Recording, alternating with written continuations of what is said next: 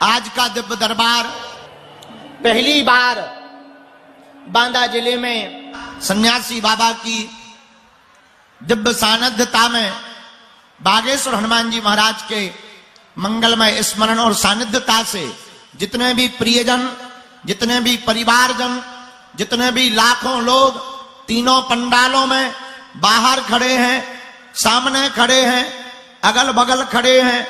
कुछ लोग पुलिस वालों से अंदर आने के लिए लड़े हैं, कुछ लोग टेंटों के ऊपर भी चढ़े हैं, फिर भी बागेश्वर बालाजी के दरबार में पड़े हैं।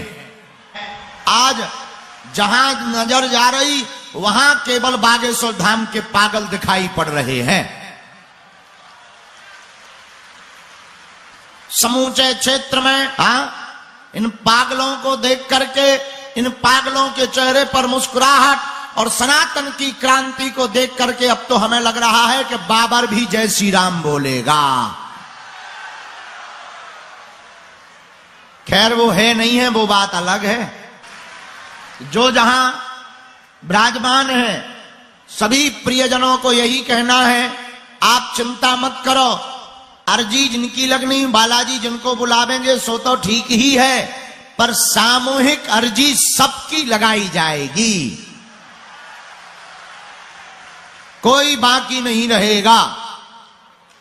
और इस कलिकाल में एक बात हम बहुत स्पष्ट रूप से आपसे कह दें, हमारी महिमा नहीं है। किसकी महिमा है?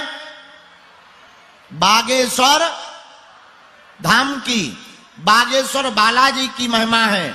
आप उनके चरणों को पकड़ो, नियम का पालन करो। ओम बागेश्वराय, ओम बागेश्वराय, ओम बागेश्वराय, इस मंत्र का जाप करो। लहसुन प्याज मांस मंदरा बंद कर दो। महीने में एक बार, 2 महीने में एक बार, शनिवार या मंगलवार की तुम पेशी करना प्रारंभ कर दो। जाओ, तुम्हारी जय जय हो जाएगी, अर्जी भी लग जाएगी। और कलिकाल में सनातन धर्म के पताकों को पूरे विश्व में फहराने वाले कलयुग के राजा श्री बागेश्वर हनुमान जी महाराज और सन्यासी बाबा के तपोबल के प्रभाव से जो अर्जी लेकर जाओगे, आज तक कोई भी खाली हाथ नहीं आया, तुम भी झोली भर कर लेकर के आओगे। बागेश्वर बालाजी स्वयंभू हनुमान जी हैं, स्वप्रकट हनुमान जी हैं। सन्यासी बाबा के तपोबल के प्रभाव से 1.25 करोड़ हनुमान चालीसा का पाठ हमारे सन्यासी बाबा ने किया था। परिणाम बागेश्वर बालाजी भगवान प्रकट भय थे। इस कलिकाल में भारत में कहीं हनुमान जी मेहंदीपुर बालाजी के रूप में हैं, कहीं सालासर बालाजी के रूप में है, तो मध्य प्रदेश के बुंदेलखंड के छतरपुर जिले में बागेश्वर बालाजी के रूप में है। और हमारा तो मानना है वर्तमान में सनातन धर्म को नीचा दिखाया जा रहा था, संतों को पाखंडी बताया जा रहा था, एवं सनातन धर्म की शक्तियों को कमजोर बतलाकर चादर चढ़वाने की परंपरा को, हलीउल्लाह वालों को बहुत ज्यादा बढ़ावा दिया जा रहा था। उनकी ठटली बारने के लिए ही बागेश्वर बालाजी का दरबार लगता है। और हम ये बोल करके अभिमान में नहीं, हनुमान जी के स्वाभिमान में हम बोल करके इतना कह सकते हैं, वर्तमान में सनातन धर्म के संतों और गुरुओं को छोड़कर दुनिया के किसी भी मजहब की या मजहब के गुरु की ताकत नहीं है कि वो बागेश्वर धाम की शक्तियों का सामना कर ले।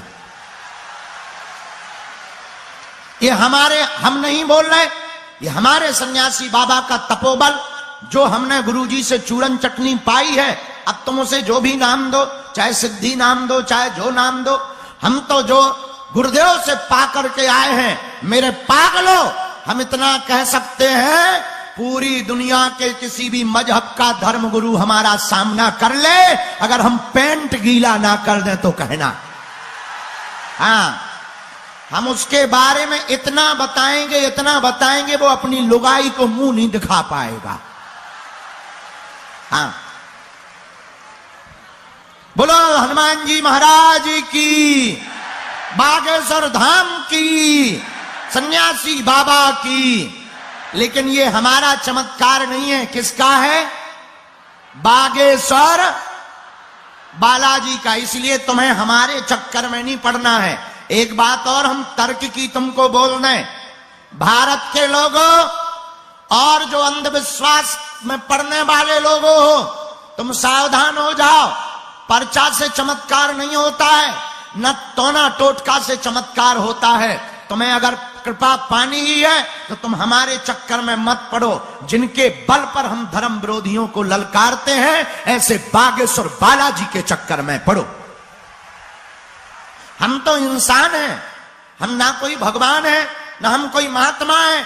हम तो तुम्हें जगाने आए हैं, हम तुम्हें बताने आए हैं कि मेरे पागलों और सनातन के लोगों, चादर चढ़ा के अपना गौरव मत समझो।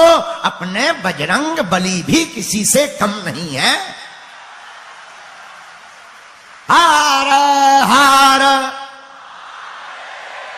और जब जब देश में दवाइयां महंगी होती हैं, तब तब इस देश में गरीब और भोले भाले लोग भभूति की तरफ भागते हैं। इसलिए भारत की सरकार और भारत के लोग चाहते हैं कि भारत में अंधविश्वास ना हो तो दो काम कर दिए जाएं, शिक्षा मुक्त और चिकित्सा मुक्त कर दी जाए। भारत में कोई भी अंधविश्वासी जी नहीं पाएगा। क्यों?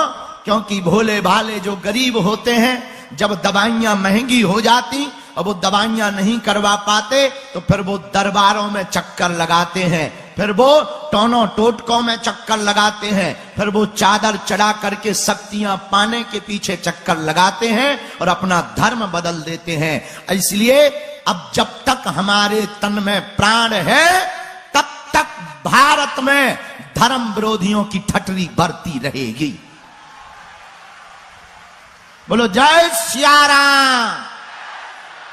दोनों हाथ उठा के बोलो हनुमान जी महाराज की, बागेश्वर बालाजी की, सन्यासी बाबा की, दिव्य दरबार की। नमः पार्वती पते। हर हर हर हर हर हर हर हर हर। एक बात और देखो, जो आदमी आपको तरह तरह की बातें बता करके डरावे, भयभीत करे, समझ जाना वो नंबर 1 का बिजनेसमैन है। इसलिए ज्यादातर चमत्कारों के चक्कर में मत पड़ो, ना टोना टोटका के चक्कर में पड़ो। हनुमान जी ही कलिकाल में काफी है, और देवता हनुमत से ही। और हनुमान जी के भक्त हो जाओगे तो संकट कटे।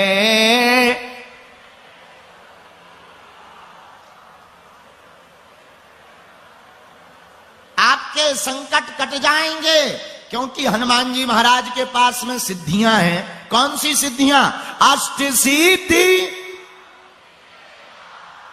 असबर दीन।